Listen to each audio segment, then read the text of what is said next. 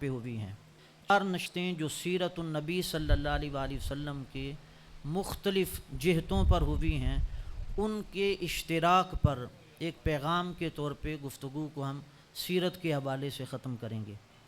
جو آیہ مبارکہ میں نے تلاوت کی، اللہ رب العزت نے ارشاد فرمایا، اور یہ علامہ بدر الدین زرکشی رحمۃ اللہ علیہ انہوں نے البرہان فی علوم القرآن، یہ قرآن مجید کی علوم کا سمجھ لیں انسائکلوپیڈیا ہے، علامہ بدر الدین زرکشی رحمۃ اللہ علیہ کا۔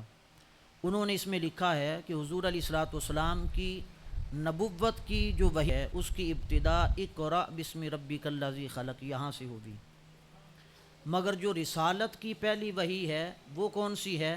اس پہ علامہ بدر الدین زرکشی رحمۃ اللہ علیہ فرماتے ہیں، وہ یا ایھا المدثر، اے مدثر کا کمبل اوڑھنے والے، پیار اور محبت کی جو بات ہے اللہ رب العزت نے رسالت کی وحی کی ابتدا ان کلمات سے کی ہے۔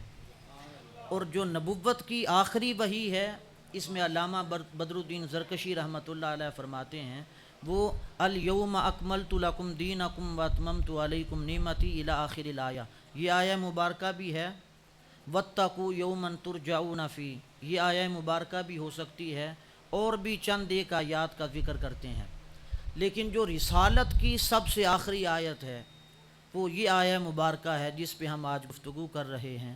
سورہ توبہ کی آخری آیات میں سے ہیں، لقد جاءکم رسول، یہ رسالت کی آخری آیات میں سے ہیں، یعنی جو رسالت کی سب سے آخری آیت نازل ہوئی رسالت کے طور پہ آقا علیہ الصلوۃ والسلام پر، وہ یہ آیہ مبارکہ ہے۔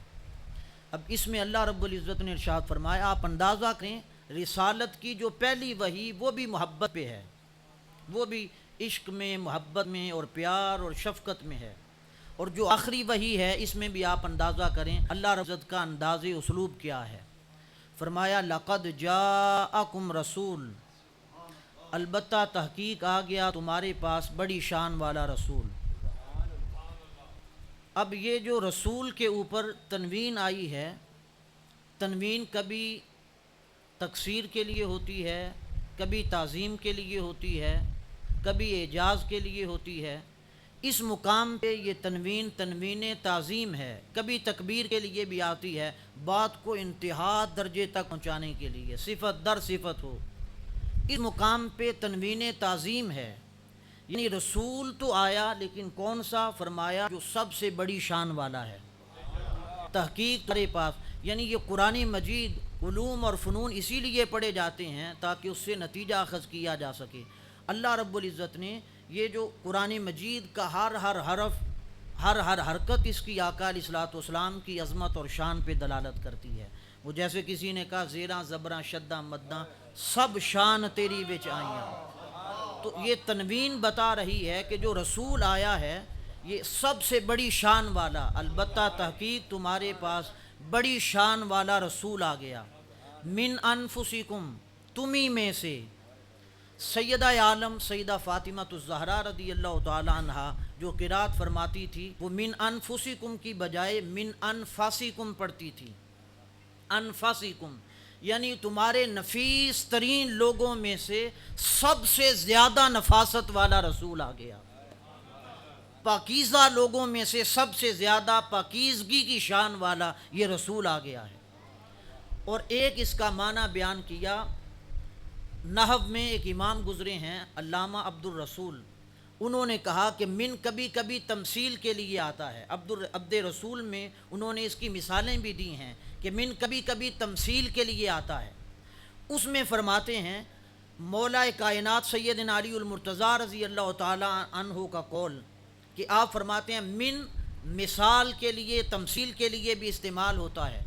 اگر اس کو اس قول پہ لیں تو معنی یہ بنے گا، فرمایا تحقیق آ گیا تمہارے پاس بڑی شان والا رسول، من انفسکم، مثال دی، فرمایا جیسے تمہاری جسموں کے اندر تمہاری جان آتی ہے، جیسے تمہارے اجساد میں جان آتی ہے، من انفسکم، من کو بطور تمثیل لیں تو معنی یہ ہوگا اس طرح آیا جیسے تمہارے جسموں میں جان آتی ہے، یعنی اس جملے کا لطف لیں فرمایا یہ جو شان والا رسول آیا ہے یہ تمہاری جان بن کے آ گیا ہے، تمہاری جان بن کے آ گیا۔ اور اس سے آگے فرمایا عزیز علیہ ما عنتم، تمہارا مشقت میں پڑنا، مصیبت میں پڑنا اس رسول پہ بڑا گراں گزرتا ہے۔ حریص علیکم، یہ تمہارے لیے بڑا حریص ہے۔ بالمؤمنین رؤوف الرحیم، اور فرمایا مومنوں کے لیے شان رؤوف بھی رکھتا ہے، رحیم بھی رکھتا ہے، بڑا مہربان ہے اور بڑا رحم فرمان والا ہے۔ یہ اس آیہ مبارکہ کا ترجمہ تھا اور اس کا معنی مرادی آپ کی خدمت میں پیش کیا۔ اب آ جائیں اللہ رب العزت نے جو فرمایا تمہارے پاس آ گیا بڑی شان والا رسول، من انفسکم، تمہاری جانوں کی جیسے تمہارے جسموں میں جان آتی ہے، یہ رسول تمہاری جان بن کے آ گیا۔ ایمانداری سے بتائیں یہ جملہ دل کو تسکین دیتا ہے یا نہیں کہ رسول پاک ہماری جان ہے؟ اللہ رب العزت فرما رہا ہے تمہاری جانوں کی طرح یہ رسول، تمہارے جیسے جسموں میں جان آتی ہے یہ رسول تمہاری جان بن کے آ گیا۔ عزیز علیہ ما عنتم، تمہارا مشقت میں تم پڑو اسے گوارا نہیں ہے، درد اسے ہوتا ہے، تکلیف اسے ہوتی ہے، تمہارا مصیبت میں پڑنا اس رسول پہ بڑا گراں گزرتا ہے۔ اور یہ ہو نہیں سکتا کسی کی مصیبت، کسی کی مشقت ادراک کے بغیر گراں گزرے، یعنی جب تک کسی کی مصیبت کا ادراک نہ ہو، علم نہ ہو، فہم نہ ہو، کسی کے اوپر وہ گراں نہیں گزر سکتی، مشکل نہیں بن سکتی۔ آپ کہیں گے کیسے؟ میں اس کو سادہ انداز میں اگر سمجھا سکوں، ایک شخص شادی حال میں بیٹھا ہے، نئے کپڑے پہن کے بیٹھا ہے اور اپنے دوستوں کے ساتھ گپ شپ کر رہا ہے، خوش فہمی کے ساتھ مسکرا مسکرا کے بات کر رہا ہے۔ اچانک کسی نے آ کے اسے خبر دی، اللہ سب کے جان و مال کی حفاظت کرے، یہ صرف سمجھانے کے لیے مثال دے رہا ہوں، کسی نے آ کے اسے اطلاع دی کہ تمہارے والد کا ایکسیڈنٹ ہو گیا ہے۔ اب جیسے ہی اس نے یہ خبر سنی، بیٹھا شادی حال میں ہے، اس کے چہرے کا رنگ بدل جائے گا۔ جو ابھی تک ایک لمحہ پہلے مسکرا مسکرا کے اونچی اونچی آواز سے ہنس ہنس کے بات کر رہا تھا، وہ ساری ہنسی گئی، وہ ساری مسکراہٹ گئی، طبیعت کی جو فرحت تھی وہ ساری ختم۔ کیوں؟ ایک لمحہ پہلے تو وہ خوش باش تھا، ایک لمحے میں ایسا کیا ہوا کہ اچانک اس کی طبیعت بگڑ گئی، وہ خوشی جاتی رہی اور غم آ گیا۔ کیا ہوا؟ اس لیے کہ جو مصیبت اس پہ آئی ہے ایک لمحہ پہلے اسے اس پریشانی کا ادراک نہیں تھا، اس پریشانی کو جانا نہیں تھا، اس پریشانی کا علم نہیں تھا، اس لیے خوشباش تھا۔ جیسے ہی مصیبت کا ادراک ہوا، پریشانی کا علم ہوا، اس کی ساری خوشی جاتی رہی، غم میں بدل گئی۔ اب اللہ رب العزت قرآن مجید میں پیغام دے رہا ہے، قرآن میں عقیدہ دے رہا ہے، عزیز علیہ ما عنتم، فرمایا ایمان والو تم جہاں پہ رہو، جس حال میں رہو، تمہارا مصیبت میں پڑنا اس رسول پہ گراں گزرتا ہے۔ ارے گراں تب گزرے گا جب رسول کو پتہ چلے میرے غلام پہ مصیبت آئی ہے۔ گویا رب نے قرآن میں عقیدہ دیا، کوئی پاکستان میں رہے، ہندوستان میں رہے، امریکہ میں رہے، افریقہ میں رہے، شرق میں رہے، غرب میں رہنے والوں، شمال میں رہنے والوں، جنوب میں رہنے والوں، تم جہاں پہ رہتے ہو، مصطفیٰ کا کلمہ پڑھنے والوں، جب جب تم میں سے کوئی مصیبت میں آتا ہے مصطفیٰ کی نگاہوں میں ہوتے ہو۔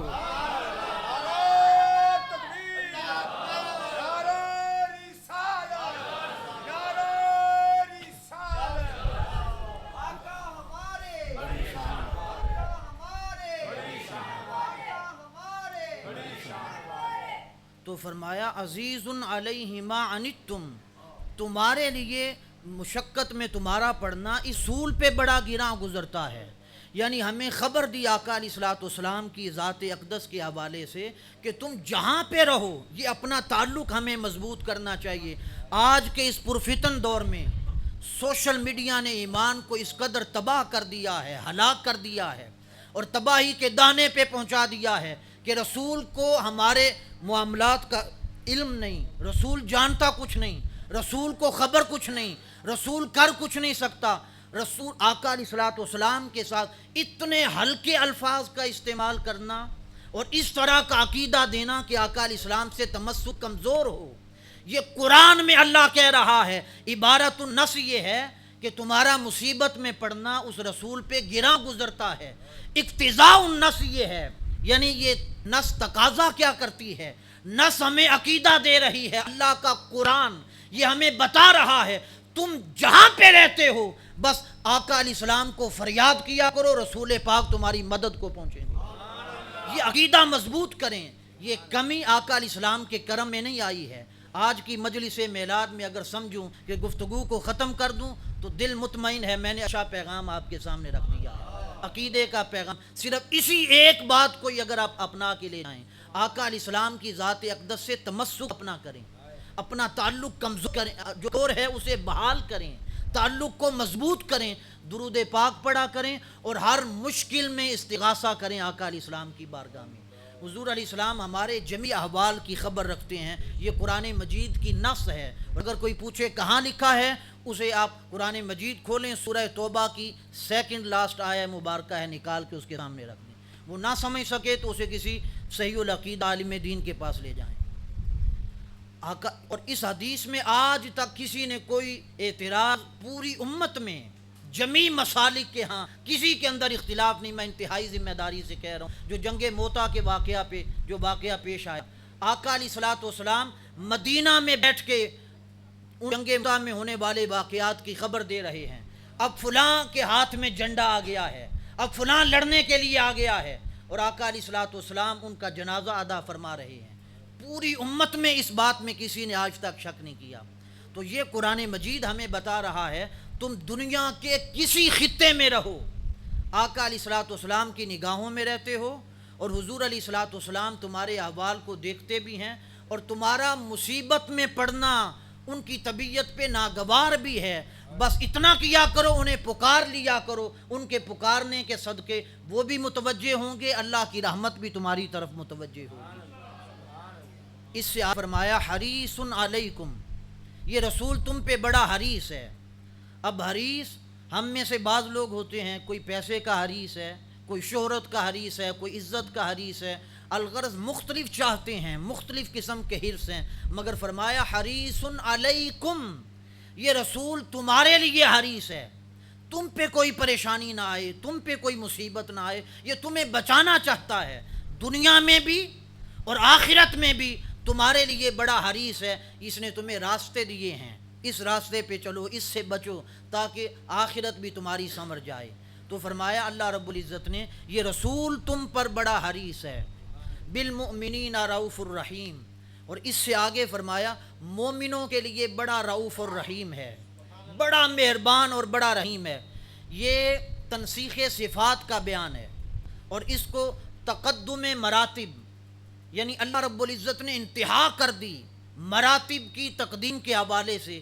یہ اللہ رب العزت نے پیغام دیا ہے اس آیہ مبارکہ میں، یعنی ایک وصف جو پہلے بیان کیا، ایک صفت جو پہلے بیان کی، بعد میں اس سے اعلیٰ شان بیان کی جائے، تقدم مراتب، اس سے بڑھا کے بات کی جائے، اسے بھی آگے بات کی جائے۔ اب اس آیہ مبارکہ میں اگر ہم غور کریں، انتہائی توجہ کے ساتھ بات سنیں، اس سے بھی عقیدے کا مسئلہ استنباط ہوگا۔ اللہ رب العزت نے اس آیت کی ابتدا میں کہہ دیا لقد جاءکم رسول، تمہارے پاس بڑی شان والا رسول آ گیا۔ کائنات میں رسالت سے بڑا منصب کوئی نہیں، رسول سے بڑا درجہ کوئی نہیں، سب سے اعلیٰ درجہ کائنات میں رسالت کا ہے، اس سے آگے مقام کوئی نہیں۔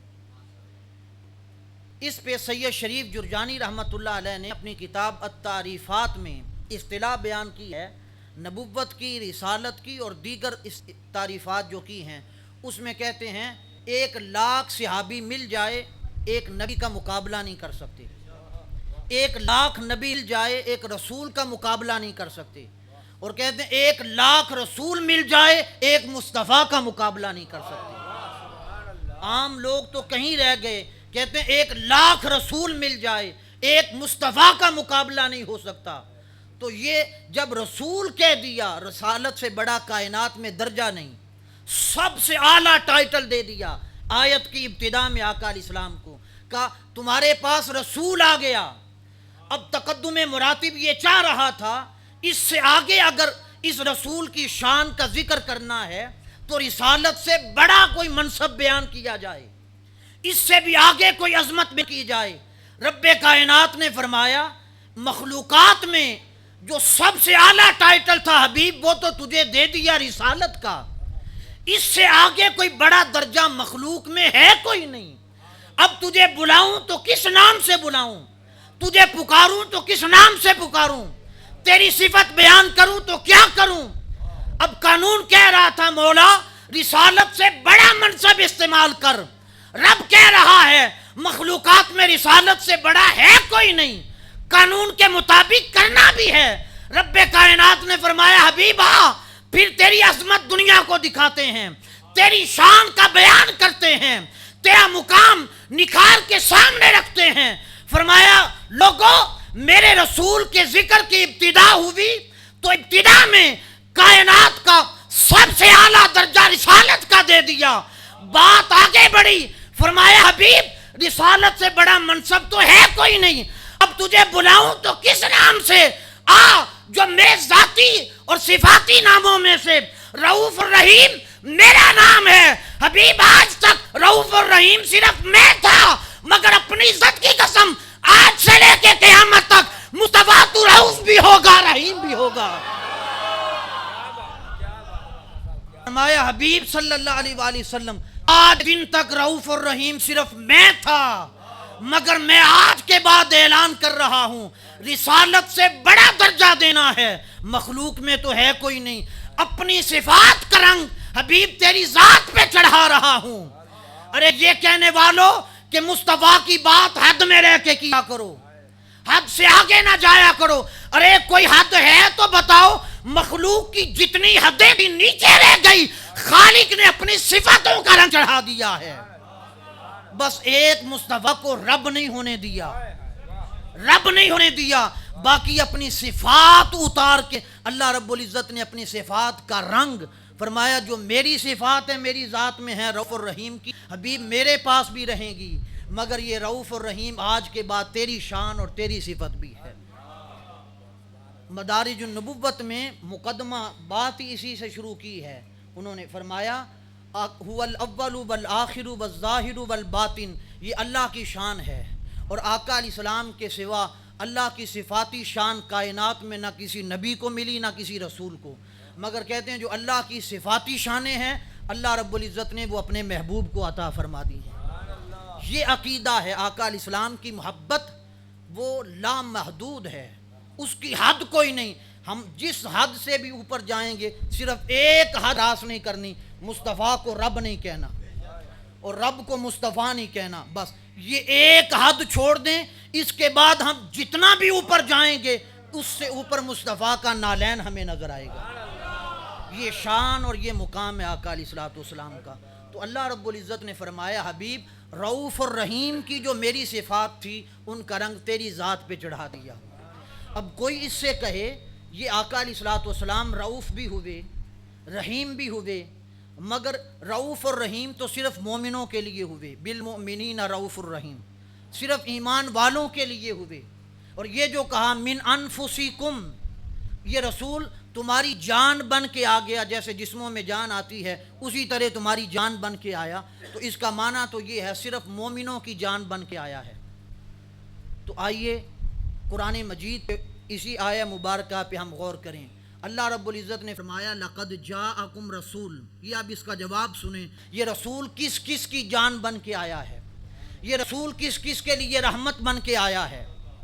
قاعدہ یہ ہے عربی گرامر میں جب اسماء مشتقات پہ حکم لگانا ہو علت حکم مادہ اشتقاق ہوا کرتا ہے, یعنی مصدر سے جو اسماء نکلتے ہیں مشتق ہوتے ہیں ان اسماء پہ اگر حکم جاری کرنا ہو تو جو اسی مشتق کا مادہ ہوتا ہے اسی کو علت بناتے ہیں. یعنی اس میں مشتق پہ حکم کیوں لگایا جا رہا ہے, اس کی علت اور وجہ کیا ہے. اب اس میں رسول بمعنی مرسول یہ ہے, اس میں مشتق, اس پہ حکم لگانا ہے کہ یہ رسول جان کن کی بن کے آیا ہے. یہ رسول رحمت کن کے لیے ہے، رعوف کن کے لیے ہے، رحیم کن کے لیے ہے، اس رسول پہ حکم لگانا ہے۔ تو علت کیا ہے حکم کی؟ وہ مادہ اشتقاق، یعنی رسول کا مادہ جو رسالت ہے، یہی اس کا مادہ اشتقاق رسالت۔ فرمایا مادہ اشتقاق رسالت، اس سے پوچھو، رسالت سے پوچھو، یہ رسالت خود بتائے گی یہ رسول جان کی بن کے آیا ہے، رحمت کن کے لیے بن کے آیا ہے۔ جب رسالت کی طرف دیکھتے ہیں تو رسالت پکار کے کہہ رہی ہے قل یا ایھا الناس انی رسول اللہ الیکم جمیعا۔ رسالت یہ نہیں کہتی میں صرف مومنوں کی طرف رسول بن کے آیا ہوں، رسالت یہ نہیں کہتی میں صرف انسانوں کی طرف رسول بن کے آیا ہوں، بلکہ رسالت کہہ رہی ہے انی رسول اللہ الیکم جمیعا۔ کائنات میں جو کچھ ہے، شجر ہیں، حجر ہیں، نباتات ہیں، جمادات ہیں، حیوانات ہیں، ملائک ہیں، جن ہیں، انسان ہیں، رب کے علاوہ مخلوقات میں جو کچھ ہے، رب کی طرف سے ہر اس شے کی طرف رسول بن کے آیا ہوں۔ رب نے کہا رسالت سے پوچھو، فیصلہ ہوگا۔ جس کی طرف مصطفیٰ رسول بن کے آیا ہے اسی کی جان بن کے آیا ہے۔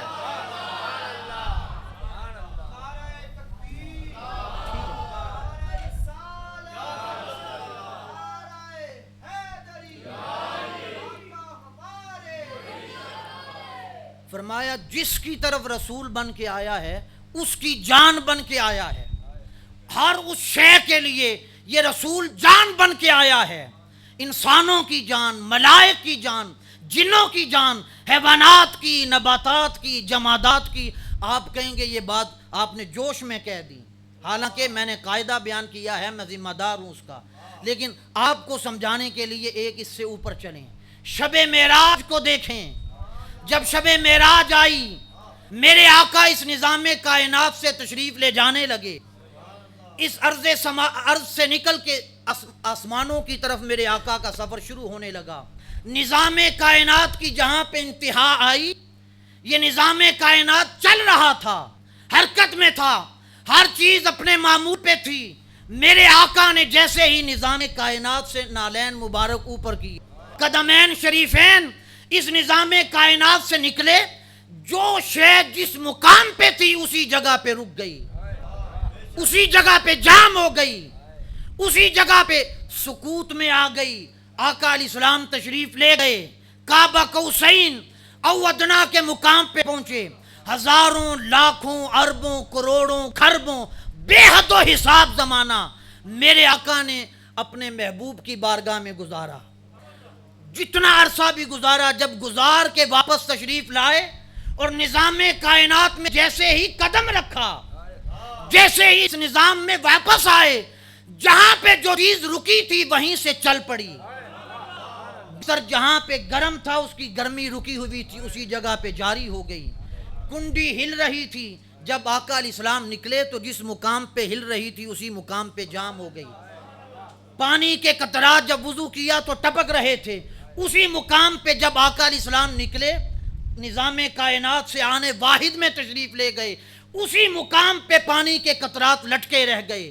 مگر جب آقا علیہ السلام واپس پلٹے اور نظام کائنات میں قدم رکھا، جہاں پہ نظام کائنات رکا تھا وہیں سے چل پڑا۔ پانی کے قطرات لٹکے ہوئے تھے تو جاری ہو گئے، کنڈی ہلتی ہوئی جہاں پہ رکی تھی وہیں سے چل لگی۔ اب یہ کائنات میں کیا ہو گیا ہے؟ رب کائنات نے فرمایا کائنات کی جان جب نکل گئی تھی، نظام کائنات ختم ہو گیا تھا، جان واپس آ گئی ہے تو نظام اسی جگہ سے چل پڑا۔ جان ہے وہ جہان کی، جان ہے تو جہان ہے۔ تو یہ آقا علیہ الصلوۃ والسلام کے لیے فرمایا جس کی طرف یہ رسول بن کے آیا ہے، ہر اس کے لیے یہ رسول جان بھی بن کے آیا ہے۔ اور کب سے ہے؟ ہر اس کے لیے رحمت بھی ہے، رعوف بھی ہے، رحیم بھی ہے۔ یہ میں بالکل اختتام کی طرف آ گیا ہوں۔ جیسے میں نے ابتدا میں کہا کہ وقت ہمیں تفسیر کی اجازت نہیں دیتا، تو بالکل اختتام کی طرف یہ باتیں آپ انتہائی توجہ سے سنیں۔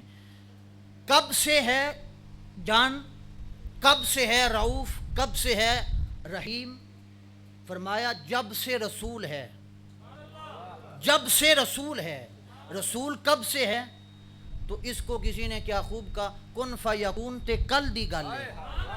ابھی تو آدم جیسوں کا وجود بھی نہیں تھا جب سے مصطفیٰ کی نبوت کا نور اپنی خیرات تقسیم کیا کرتا تھا. یہ سب تو بعد کی باتیں ہیں. کنت نبیم و آدم بین الروح والجسد، کنت نبیم و آدم بین الماء والطین. ابھی گارے اور مٹی میں آدم السلام کی گونجی گئی تھی. فرمایا اس وقت بھی عالم نور میں میرا نور تاج پہن کے نور کی خیرات تقسیم کیا کرتا تھا. تاج نبوت اس وقت بھی تھا. تو جب سے رسول ہیں. اب اس پہ بڑی معروف بات ہے، ہم اکثر محافل میلاد میں اس کو سنتے سناتے رہتے ہیں. حضرت عباس آقا علیہ السلام کے چچا جان 2.5 سال آقا علیہ السلام سے بڑے ہیں. سیدنا امیر حمزہ رضی اللہ تعالیٰ عنہ یہ بھی 2.5 سال بڑے ہیں، حضور کے چچا ہیں. دونوں کی والدہ الگ الگ ہیں. حضرت عباس کی والدہ اور ہیں، حضرت امیر حمزہ کی والدہ اور ہیں. دونوں چچا ہیں اور دونوں 2.5 برس آقا علیہ السلام سے کم و بیش بڑے ہیں اور حضور کے ساتھ کھیلا کرتے تھے.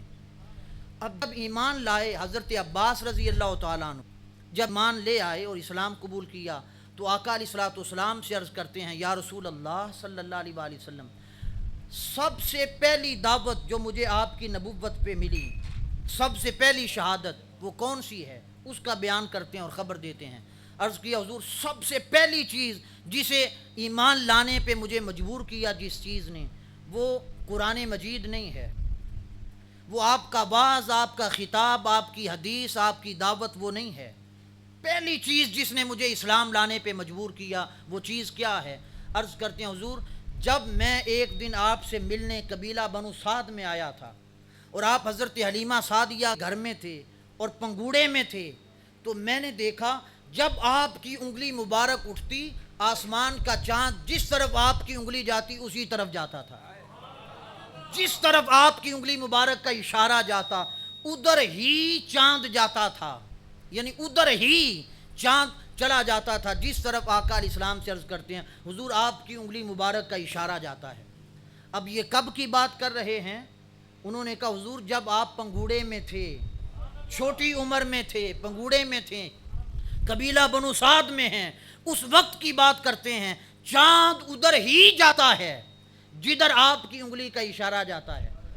اب اگر ہم غور کریں تو آقا علیہ السلام کے میلاد کے وقت جو معجزات رونما ہوئے تو لوگ کہتے ہیں آپ نے تو نظام کائنات ہی بدل کے رکھ دیا ہے، ابھی تو کوئی اعلان نبوت ہی نہیں ہے، کہاں سے آپ بنا بنا کے سناتے ہیں. تو آپ اندازہ کریں ہماری تاریخ جو بنتی ہے، ہمارے اوقات جو گھڑیاں بنتی ہیں یہ سورج بناتا ہے، شمس بناتا ہے. جو ہماری تاریخ بنتی ہے وہ چاند بناتا ہے. ہم روزہ کب رکھتے ہیں؟ چاند کو دیکھ کے. افطار کب کرتے ہیں؟ چاند کو دیکھ کے. عید ہماری چاند کو دیکھ کے. ہماری تاریخیں چاند سے چلتی ہیں. وقت ہمارا، اکائیاں، گھڑیاں یہ سورج بناتا ہے اور ہماری تاریخیں یہ چاند بناتا ہے. اب چاند حضرت عباس کا ہے، ایک سمت میں جا رہا تھا، اپنے معمول پہ نظام کے مطابق چل رہا تھا.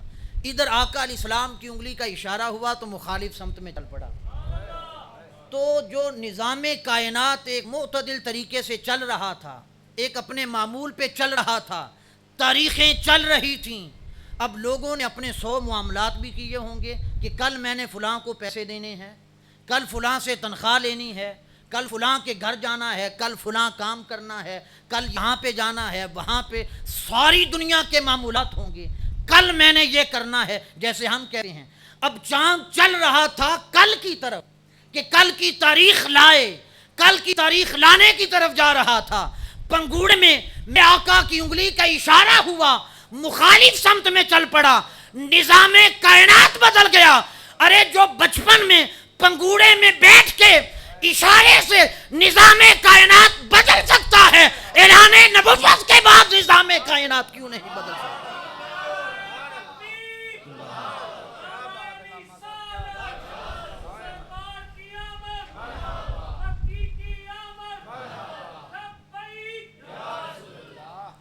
اب اس میں بھی ہم غور کریں تو یہ بات، اگر آقا علیہ السلام کا یہ معجزہ اور شان اور یہ عظمت بڑی عمر میں ہوتی، جو معجزات ہوئے ہیں، چاند کو 2 ٹکڑے کیا، سورج کو واپس پلٹایا، یہ بھی بڑی شان ہے.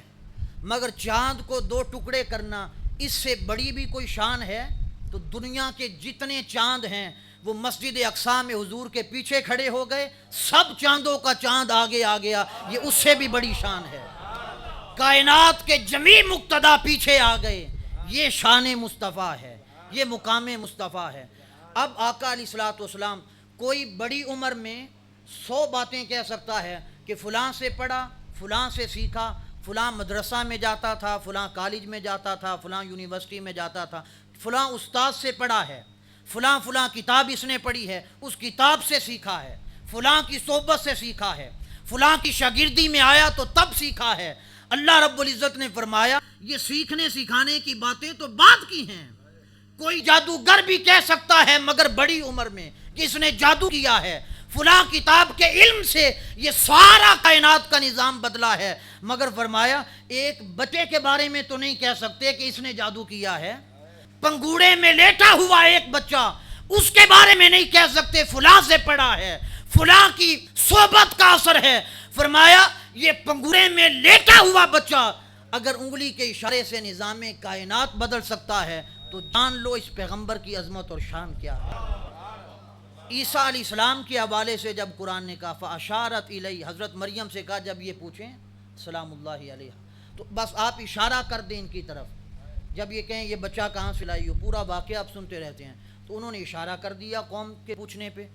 تو عیسیٰ علیہ السلام پنگوڑے میں بولے قال انی عبد اللہ، کہا بے شک میں اللہ کا بندہ ہوں، آتانی الکتاب وجعلنی نبیا، اللہ نے مجھے کتاب عطا کی ہے اور مجھے اپنا نبی بنایا ہے۔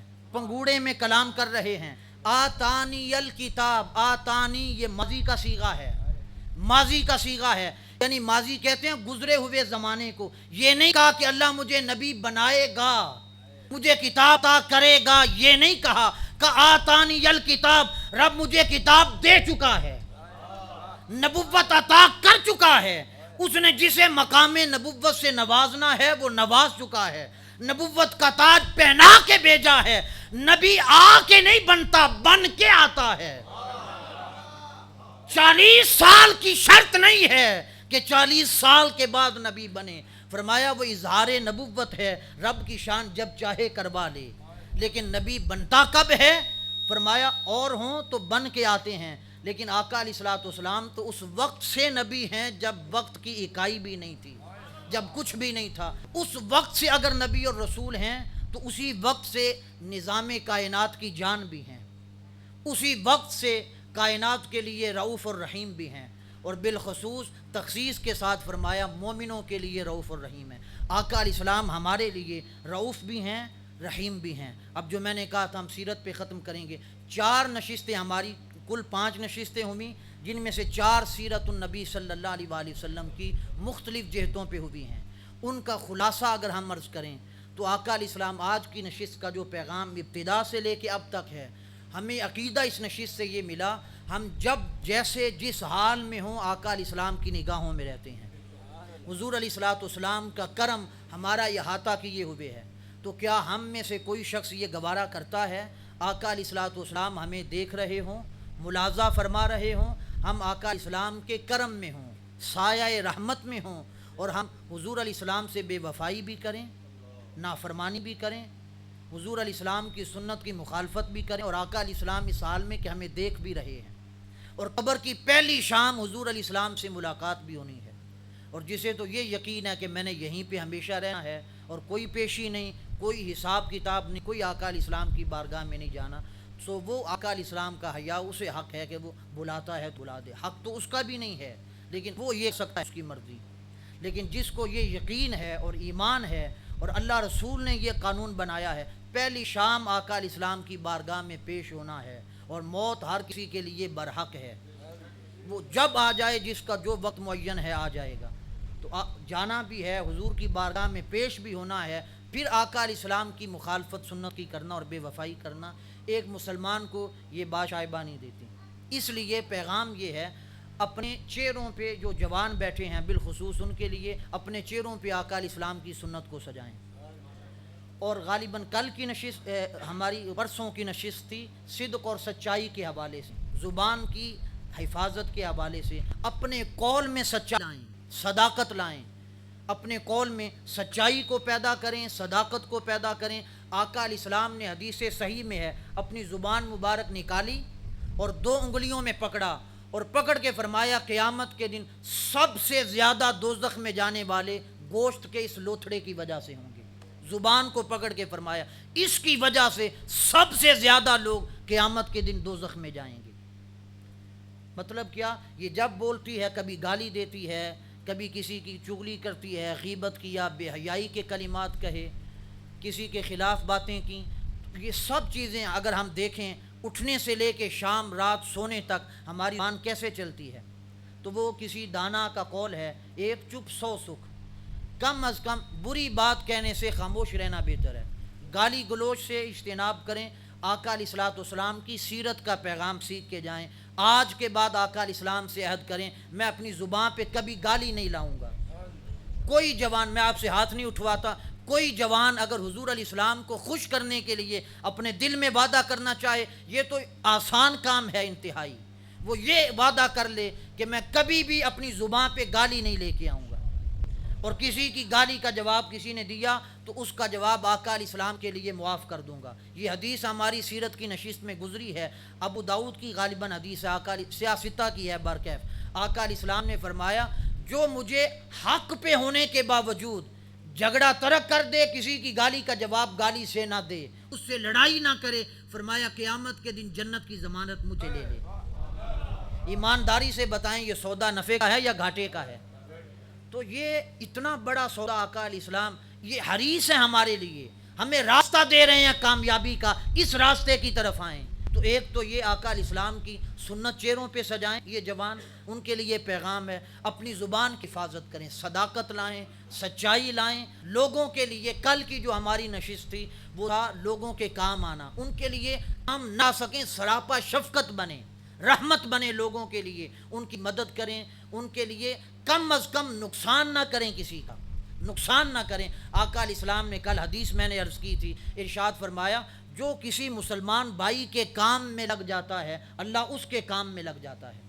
اور فرمایا جو کسی مسلمان کے عیب پہ دنیا میں پردہ ڈالے گا، یہ حدیث کل ہماری گزری تھی صحیح مسلم کی. فرمایا جو کسی مسلمان کے عیب پہ پردہ ڈالے گا، من ساترہ مسلمن ساترہ اللہ یوم القیامت فی دنیا والآخرہ.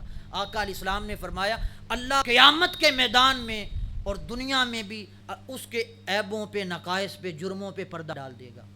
میدان حشر میں جن سے آج ہم گناہ چھپاتے ہیں کہ فلاں کے سامنے میرا گناہ ظاہر نہ ہو جائے، اور چھپ چھپا کے گناہ کرتے ہیں، حشر کے میدان میں ساری دنیا کے سامنے اگر گناہ اور جرم کھلیں، اندازہ کریں کتنی رسوائی ہوگی، کس قدر رسوائی. جمی مخلوق کھڑی ہے، جرم کھل رہے ہیں. آقا علیہ السلام نے فرمایا وہ شخص جو دنیا میں کسی مسلمان کے عیب پہ پردہ ڈال دے، اس کا نقص چھپائے، فرمایا آقا علیہ السلام نے ضمانت دے کے اللہ قیامت کے دن اس کے جرموں کا تماشا نہیں ہونے دے گا، اس کے جرموں پہ پردہ ڈال دے گا. یہ سیرت کا پیغام اپنی ذات میں لائیں. لوگوں کے عیب، ہمارا حال اس کے برعکس ہے، جب تک ڈنڈورا نہ پیٹ میں سکون نہیں آتا. ان پہ پردے ڈالیں، لوگوں کے لیے سراپا رحمت بنیں، سراپا شفقت بنیں، کام ان کے آئیں، اوروں کے لیے جئیں. کنتم خیر امت اخرجت للناس، تمہیں نکالا ہی لوگوں کے لیے گیا ہے، اپنے لیے جینا اور امتوں کا کام ہے. امت مصطفیٰ کا کام اور شان یہ ہے یہ لوگوں کے لیے جیتے ہیں، لوگوں کے کام آتے ہیں. اس پیغام کو اپنائیں، نمازوں کی طرف آئیں، نماز کبھی نہ چھوڑیں. یہ آقا علیہ الصلوۃ والسلام کی سیرت کا پیغام ہے، اہل بیت اطہار کی سیرت کا پیغام ہے، صحابہ کرام کے احوال کا پیغام ہے. نماز اپنائیں، زندگی میں کبھی نماز کو ترک نہ کریں. وقت سے رہ جائے، وقت پہ ادا نہ کر سکیں، جماعت سے بعد میں پڑھیں، نہ پڑھ سکیں بعد میں بھی قضا کر کے دن کے کسی اوقات میں رات عشاء کے بعد آج کے دن کی ہر نماز کا حساب ادا کر کے پھر بستر پہ جائیں. یہ آج کی نشست کا پیغام. جو اللہ رسول کے ساتھ وعدہ کرنا چاہے یہ بے وفائی چھوڑیں اور ان داموں سے، یہ جھوٹی نعروں سے نکلیں کہ ہمیں مجلس میلاد ہمیں جنت میں لے کے جائے گی، محفل نعت ہمیں جنت میں لے کے جائے گی، مسجد کی تعمیر لے کے جائے گی. یہ سب نیک خیر کے کام آئیں گے، شفاعت کریں گے، لیکن کب کہیں گے؟ جب ہم اپنی نمازوں کا حساب دے کے جائیں گے پھر یہ کام آئیں گے. اگر کہیں ہے تو آپ بھگت کے جائیں گے، اس کے بعد یہ شفاعت کا سلسلہ ہے. اگر ہم یہ سمجھ لیں کہ نمازیں زندگی بھر نہ پڑھیں اور محفل نعت کریں، محفل میلاد کریں، بس ہماری بخشش ہو گئی، قرآن مجید کی یہ سینکڑوں آیات کدھر لے کے جائیں گے؟ حدیث مبارکہ کہ کثرت کے ساتھ یہ ابواب سینکڑوں احادیث کس کھاتے میں ڈالیں گے جس میں آقا علیہ السلام فرما رہے ہیں سب سے پہلا حساب اللہ قیامت کے دن نماز کا لے گا؟ اور بڑے آرام اور مزے سے ہم چھوڑ کے یہ سمجھیں کہ ہمیں فلاں شیخ کی بیعت بچائے گی، مجلس میلاد بچائے گی، خدا کی عزت کی قسم یہ سب شفاعتیں کام آئیں گی مگر نماز کا حساب دینے کے بعد کام آئیں گی، حقوق العباد کا حساب دے کے بعد کام آئیں گی۔ ان جھوٹے نعروں سے نکلیں اور آخرت کے لیے جیئیں، اپنی فکر کریں۔ آج جسم پہ کانٹا بھی چبھے یہ تکلیف نہ ہمیں گوارا ہے، نہ قرآن کہتا آقا علیہ السلام کو گوارا ہے۔ اور قیامت کے دن نماز چھوڑنے کی وجہ سے اگر ہم دوزخ میں جائیں، قرآن کہتا ہے فَوَيْلٌ لِّلْمُصَلِّينَ الَّذِينَ هُمْ عَنْ صَلَاتِهِمْ سَاهُونَ، دوزخ کا وہ گڑھا جس سے خود دوزخ پناہ مانگتا ہے، نماز میں غفلت کرنے والے اس میں ڈالے جائیں گے۔ یعنی کبھی نماز پڑھتے ہیں، کبھی چھوڑ دیتے ہیں، کبھی غفلت کر جاتے ہیں، پڑھتے ہیں وقت گزار کے پڑھتے ہیں، قرآن کہتا ہے اون ڈالا جائے گا اس گڑھے میں جس سے خود دوزخ پناہ مانگتا ہے۔ آپ اندازہ کریں جو سرے سے ہم پڑھتے ہی نہیں ان کا حال کیا ہوگا۔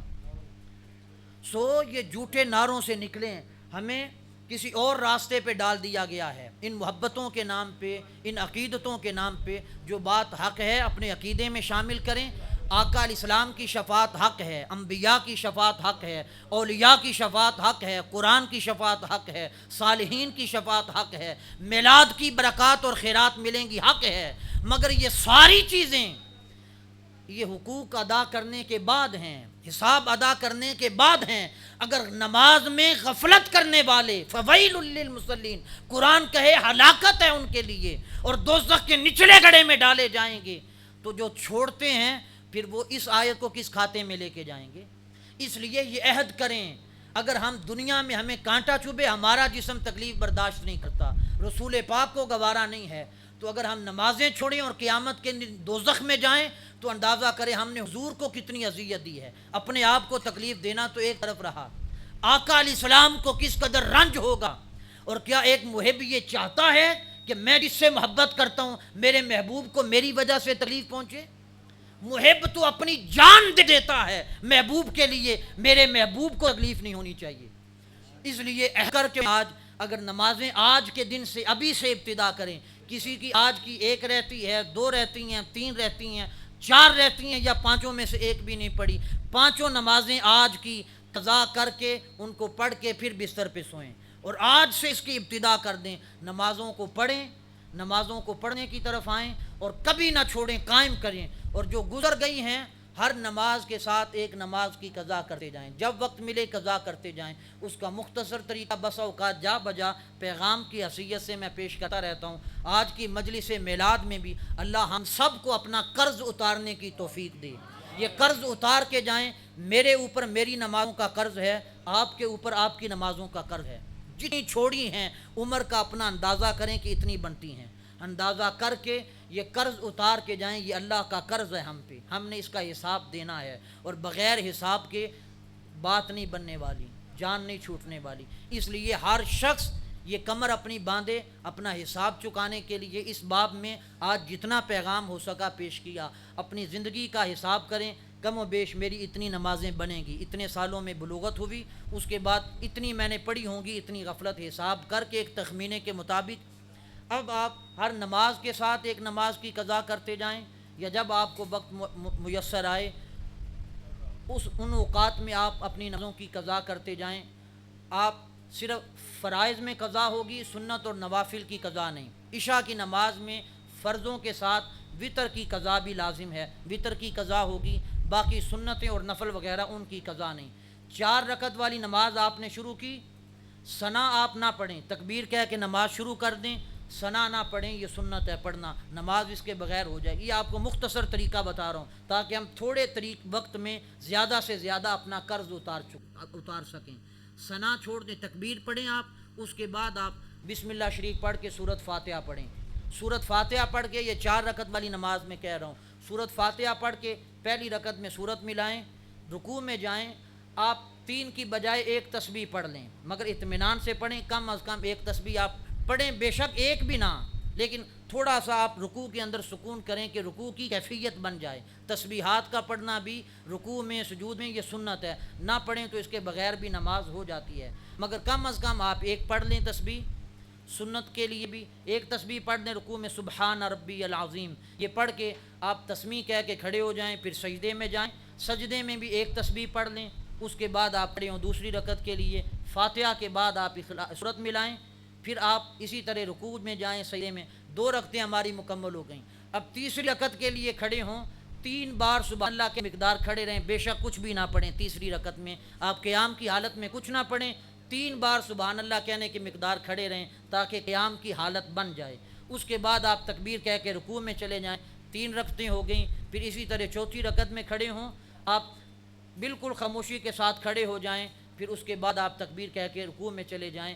4 رکعت والی نماز آپ یعنی تھوڑے وقت میں اس طرح اپنا زیادہ قرض اتار سکتے ہیں، اور ہم میں سے ہر شخص کو اتارنا چاہیے۔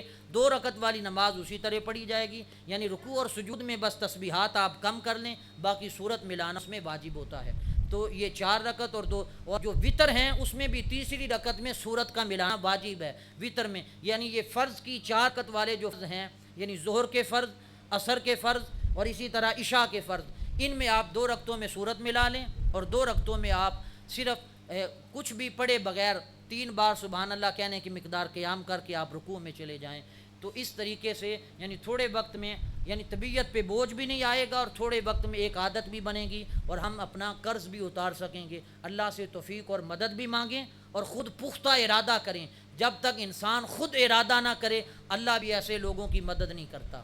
تو پختہ ارادہ کریں، سب سے اول شرمندہ ہوں کہ جو ہم نے گناہ کر لیا، پھر اس پہ پختہ ارادہ کریں، یہ قرض اتاریں۔ اللہ رب العزت آج کی مجلس میلاد قبول فرمائے، جس قدر ممکن ہو سکا اس کے ضمن میں میلاد اور محبت کا پیغام بھی دے سکا جو دیا، سیرت کا پیغام جو ہو سکا وہ دیا۔ اللہ پاک ہمیں عمل کی توفیق دے۔ وما علینا الا البلاغ المبین۔